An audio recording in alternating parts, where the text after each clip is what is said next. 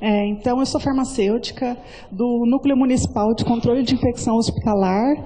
É um núcleo que está dentro da divisão epidemiológica da Covisa, aqui do município de São Paulo, e nós somos responsáveis pela vigilância epidemiológica nas ações de controle de infecção hospitalar dentro do município de São Paulo.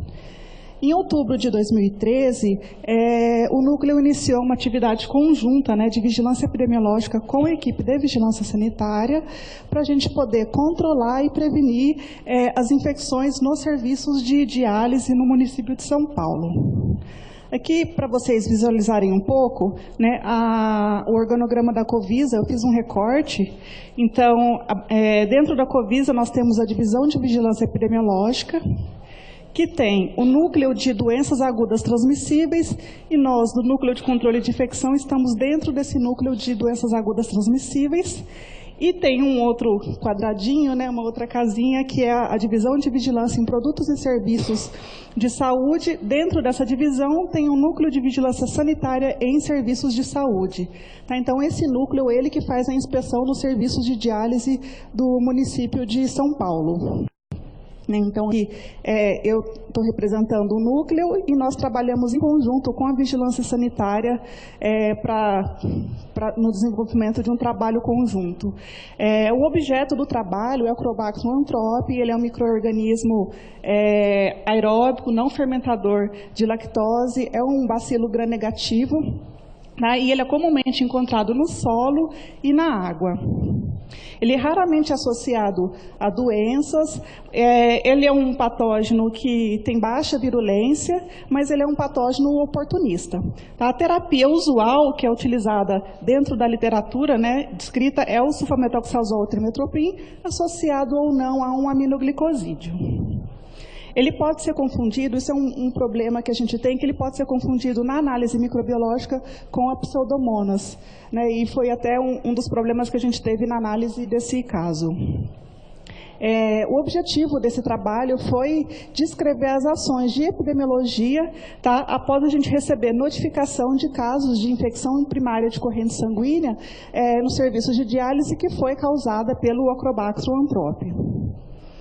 A metodologia, para fazer essa notificação das IPCS nos serviços de diálise, é utilizada uma planilha em Excel. A planilha foi criada pelo Programa Estadual de Controle de Infecção Hospitalar, e os casos de IPCS em serviços de hemodiálise são preenchidos nessa planilha.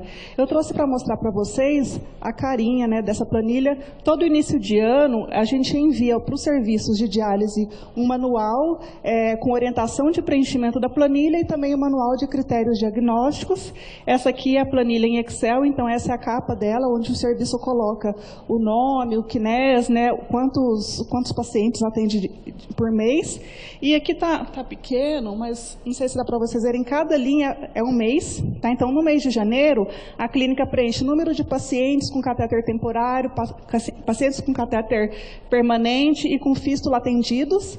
E aqui, os pacientes que tiveram infecção associada ao catéter no mês de janeiro, por exemplo, infecções associadas ao catéter temporário, ao catéter permanente e à fístula, e também eles vão preencher as IPCS por paciente com catéter temporário, permanente e com fístula.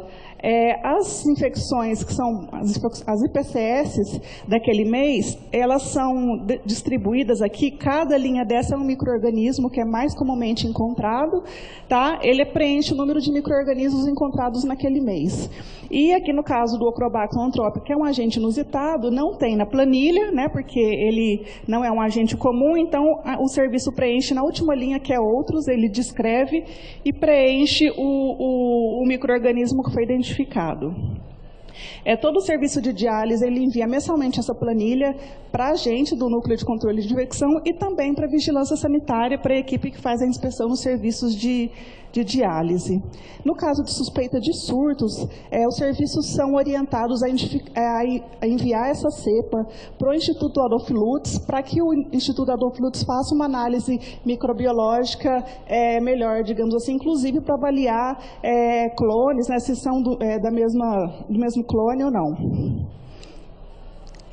Esse trabalho ele foi descrito porque em outubro de 2017, né, no ano passado, nós tivemos a notificação por um hospital de 2 pacientes com IPCS causada por Acrobacter anthropi, e os 2 pacientes proviam de serviços de diálise, mas eram serviços distintos. O que chamou a atenção é que era um agente inusitado, né, e que foi notificado assim na mesma semana para a gente. Em menos de uma semana, nós tivemos a notificação de mais 2 casos desse mesmo agente, também notificados pelo mesmo hospital. Então, isso desencadeou uma investigação, né, da agente da vigilância epidemiológica e também do serviço de vigilância sanitária. A inspeção sanitária identificou que poderiam ser realizadas melhorias nos cuidados daqueles pacientes com catéter permanente. Alguns pacientes faziam a inserção do catéter em um serviço terceirizado, e, inclusive, esse terceirizado foi inspecionado pela vigilância e verificou que poderia ser, que tinha oportunidades de melhoria nesse serviço. A análise dessas cepas foi encaminhada, né, as cepas foram encaminhadas para o IAL para análise, e ele, através de eletroforese de campo pulsado, não caracterizou a distribuição clonal das cepas. Então, isso significa que, provavelmente, esses micro-organismos não tinham a mesma fonte, né, não eram de fonte comum. Nos meses subsequentes, a gente continuou monitorando, não tivemos mais nenhuma notificação de IPCS por Acrobacter anthropi. Tá? A conclusão disso, né, é que vocês perceberam que são várias instituições distintas que foram envolvidas, nós da Vigilância Epidemiológica, o Serviço de Vigilância Sanitária, eu e a IAL, além da CCIH do hospital, tá? Essas ações integradas, elas favorecem a investigação de IPCS por agente inusitado em serviços de hemodiálise. Foi um trabalho que, graças a Deus, não teve uma fonte única, né? Assim, a gente teve uma investigação e é isso. Obrigada.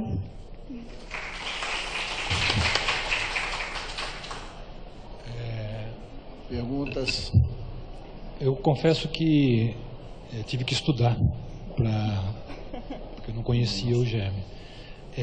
E a minha pergunta é a seguinte: primeiro, se foi, apesar de serem em clínicas diferentes, se o laboratório que identificou era comum, porque me parece que deve haver alguma expertise lá para identificar agentes que não são frequentes, pelo menos.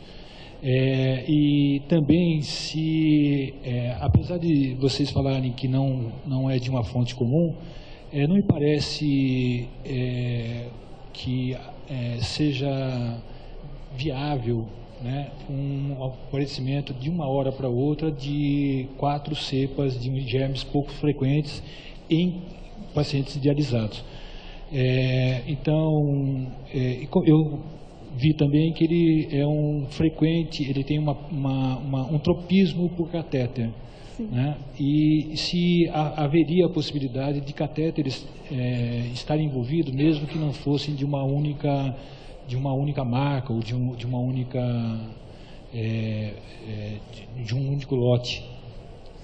Com relação ao laboratório, o laboratório que fez a identificação desse micro-organismo sim, especializado, ele tem a capacidade de fazer análise. Todos foram no mesmo hospital, então foi para o mesmo laboratório. No serviço de diálise, nós fomos em loco conversar com o serviço de diálise, que geralmente eles têm laboratórios terceirizados. O laboratório deles não identificou o micro-organismo. Eles fizeram 3 análises desse paciente e não foi identificado. O paciente, inclusive, foi reinternado no hospital, fez uma nova hemocultura e detectou no hospital. Então, esse problema de identificar o micro-organismo foi um agravante. Com relação à fonte comum, assim, ele entrou no critério de diagnóstico de IPCS e a fonte a gente não conseguiu descobrir. Nosso maior medo era de ser uma fonte de algum medicamento ou produto utilizado no serviço de hemodiálise, porque se fosse isso, a gente teria que investigar lote, fabricante e interditar por cautela. Como não era fonte comum, a gente não tomou nenhuma atitude, a gente não conseguiu, a gente pediu relatórios, até com relação a processos de como eles monitoravam os catéteres do paciente, mas a gente não conseguiu identificar a fonte em nenhum dos 4 casos. Isso ficou. E a evolução realmente... foi boa desses pacientes? Oi? A evolução dos pacientes? Sim. Paciente de hemodiálise tem um alto índice de mortalidade, né? Nesses casos, a gente acompanhou os pacientes até o final da investigação e eles não foram a óbito. Mais alguma pergunta? Muito obrigado. Obrigada.